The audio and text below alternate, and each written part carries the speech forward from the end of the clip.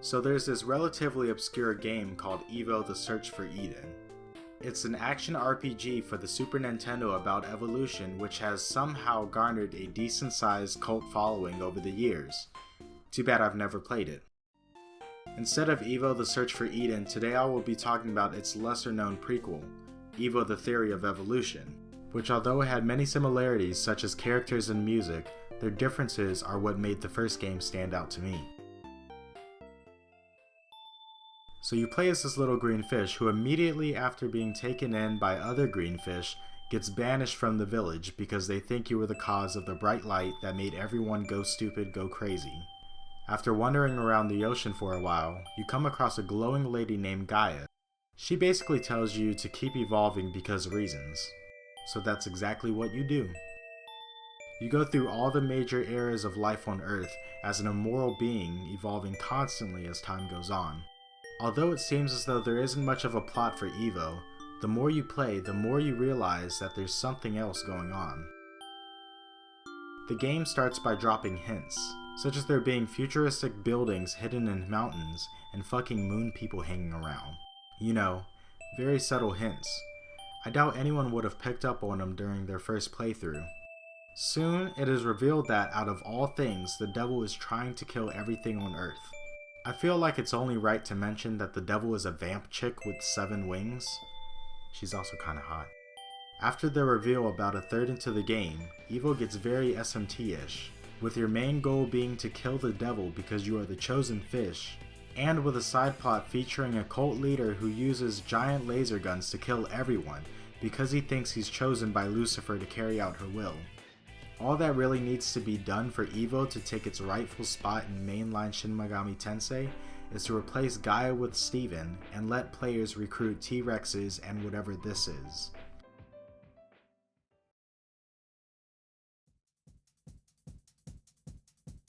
Like the Mega 10 series, EVO is a JRPG with turn-based combat. However, it is one-on-one and is very similar to the first Dragon Quest game in many ways, but with the added evolution system. In combat, the game displays an image of the enemy and gives you a menu with actions to choose from. You have the fight command that, believe it or not, attacks the enemy. It's the basic attack, so there isn't too much to say about it. There is a special command that pulls up a sub-menu with special attacks and techniques that you can use to do things such as deal damage, heal, buff yourself, and debuff enemies. Normally in JRPGs, special techniques have something like an MP stat to govern how often you can use them, to prevent the players from spamming Blizzaga on unsuspecting enemies. However, in EVO there is no such stat. Instead, all your specials, besides Recover which heals you, deplete some of your HP when used. The amount of HP used depends on how powerful the special is. Later on in the game, once you've reached the Stone Age, you become able to use tools, and because of this, a new menu selection is made available to you called Item. There are only a handful of different items in the game, and most of them do what some of the specials do without using your HP. During both of my playthroughs, I pretty much left them alone because I didn't find any real advantage to wasting a turn just to use them over just attacking. After defeating an enemy, you are awarded with EVO genes. This is what you use not only to make your creature stronger, but to evolve them as well. On the status screen, you can invest your EVO genes into any of the 4 stats in the game. You have Wisdom, which governs how effective your specials are, Vitality, which governs how much health you have, Attack, which governs how much damage your base attack deals, and Endurance, which is pretty much your defense. Under your current stat numbers, there are soft caps. Once reached, you will evolve into a new creature with slightly different specials. The stats each point to a different direction, which I initially assumed always correlated to the direction you move on the evolution chart in the right corner. Although it seems to in the beginning of the game, towards the end it gets wonky and takes me a few tries just to get to the creature I want on the chart. If you're not paying attention, you can sometimes go off the chart, and that's where the real magic takes place. So in EVO, there are oodles of endings, one of which being the good ending where you defeat the devil, and the rest are bad endings. These bad endings occur throughout the game if you hit an evolutionary dead end or go extinct. Most of the endings can be reached just by going off the evolution chart. However, some you can achieve by doing something very stupid. My favorite ending in the game is probably the slime ending, which plays out like this. After overhearing a group of thugs talk about a fountain of evolution guarded by weird creatures, you decide to follow them as it could assist on your quest to kill the devil. After slaying slimes left and right, you finally make it to the fountain of evolution, only to find 4 of the thugs from earlier have turned into slimes themselves. All of them telling you their regrets and agony as their gooey bodies goop. You now have the choice of leaving the slime boys for dead and going about your business, or leaving the slime boys for dead and drinking from the fountain of evolution, which is exactly what I did.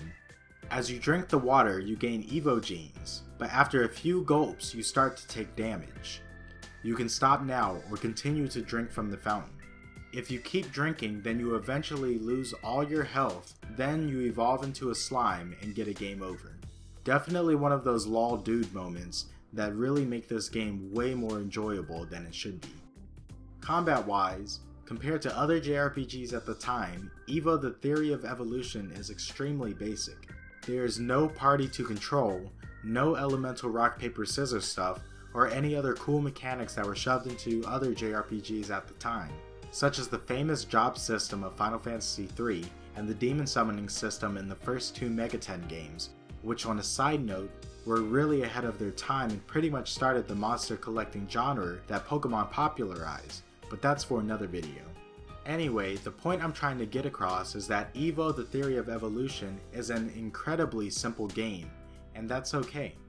It makes it up by having a strange but interesting story filled with subplots to keep the player invested in the world. These subplots are scattered all over this game, practically between every main plot point. They're usually along the lines of come across some group of creatures, help said group with their issues, the group opens up the next area for you, then you do it all over again until the end of the game. For example, in the game you come across a village of Triceratops who tell you that one of their young are missing, so you set out to find and retrieve Baby, who is drowning in a puddle nearby. To thank you, the Triceratops help distract the evil dinos so you can sneak past and continue your quest. Now, not all are as lighthearted as this one. One of the first side plots plays out quite differently. At the start of Chapter 2, you are placed near a cave. When you enter said cave to explore, you find a community of lizard boys like yourself, and they all speak of the others who were brave enough to leave the cave to find something called the Flower of Evolution.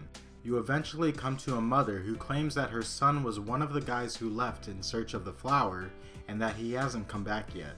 So like the good neighbor you are, you set out to look for him. By traveling south a little bit, you come across another cave, so you check it out, only to find the mother's son on the brink of death. He requests that you tell his mother that he's alright so she doesn't have to worry too much. With this information, you head out the cave to deliver the message.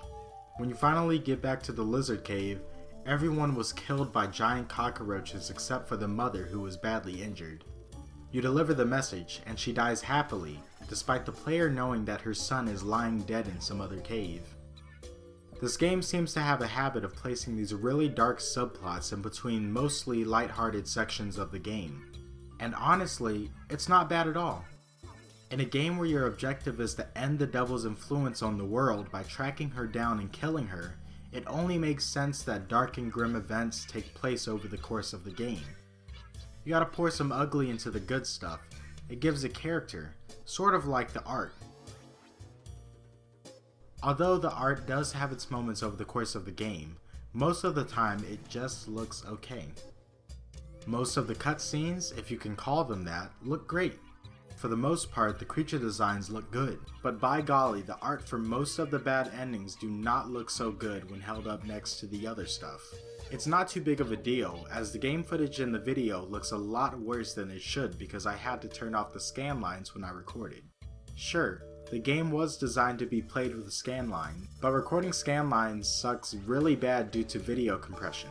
This is actually the only reason why I had to play through the game twice. After I finished my first playthrough, I took a look at the footage and instantly deleted it. Although the graphics are okay, the music on the other hand is pretty damn good. One of my first thoughts that came up when playing this game was that the music sounded familiar. I kinda shrugged this off like I do a lot of things and forgot about it until a certain enemy came up in the game. This is the Sugia Man, and he is one of the few fictional creatures made up for this game. Fun fact, he is actually named after Koichi Sugiyama, who not only composed the music for this game, but also has composed music for the Dragon Quest series and a buttload of other games, anime, and movies. In addition to it being tied to a legend in the video game music world, the Sugia Man also has a special that no other creature in the game possesses, Sing. And when you select the Sing option, the Sugia Man proceeds to sing his own rendition of the Dragon Quest theme.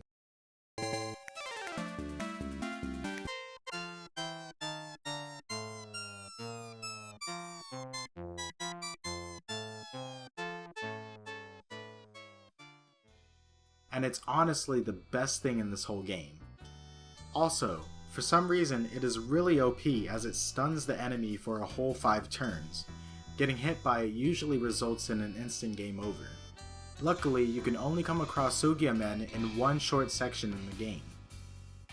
Because I am the biggest video game hater on this website, I actually took the time to write up a list of things I hate about this game, and you guys get to listen to it. So, I really dislike the fact that you have to go through the prologue just to load your save. It's extremely annoying to me and could be easily solved just by adding a title screen where you can select load with the floppy disk you need already in the drive. I'm normally not the one to complain about grinding. Hell, I grind in most JRPGs. Not because I feel like I have to, but because it's relaxing. But my god, not only is grinding pretty much required in this game, but it's actually not fun at all. Due to the combat being extremely simple, pretty much all battles come down to whoever has the higher attack and defense. So if you think you can go straight through the game avoiding fights and relying on strategy, then you're dead wrong. Also, at the end of each chapter you're forced to max out your stats before you can go on to the next chapter. So even if you're able to scoot by with little to no battles, you would still have to grind anyway to continue the game. I like grinding in SMT games because the way the game is, it pretty much requires that you take every battle seriously and pay attention, because if you don't, the chances of you getting wiped out by random encounters are pretty high. This makes the combat and grinding as a whole more engaging and fun for the player. Apparently, if you walk back and forth for a while, natural disasters occur that give you a bunch of EVO genes at the cost of your HP. Now this is a very cheesy way to get through the game, and I don't condone it in the slightest, but I thought I should mention it. I really hate these floor traps and water puzzle things. They're awful, and whoever came up with the idea for these is going to hell. Every creature you can evolve into has their own walking speed. This is cool, I like this. What I don't like is how it was executed. So the fastest speed is fast enough for you to go back to 1955 so you can watch your mother be a thought. And the slowest speed is still fast. Character sprites moving extremely fast in PC-98 games seems to be a common occurrence, so it doesn't bother me too much, but it is frustrating when you can't go through a narrow path because you can't line yourself up with it. Like I said earlier, the story is really interesting and went in a direction I would have never expected. My main complaint about it, however, is that the story does not actually start until a third of the way into the game. Until then, you're kinda told by Gaia just to evolve for almost no reason at all. Then, a few hours later, the devil starts getting name dropped out of nowhere, then the actual story starts. I think it's kind of odd, but maybe that's just me. EVO The Theory of Evolution is easily one of the better PC-98 games that I've played. Maybe not dead of the brain good, but it's up there for me. Although the gameplay can come off a bit bland and simple, the story and the music are really where this game shines the brightest. If you're into PC-98, I strongly recommend giving this game a try. Just make sure you download the English translated version. I'm giving this game a 7 out of 10.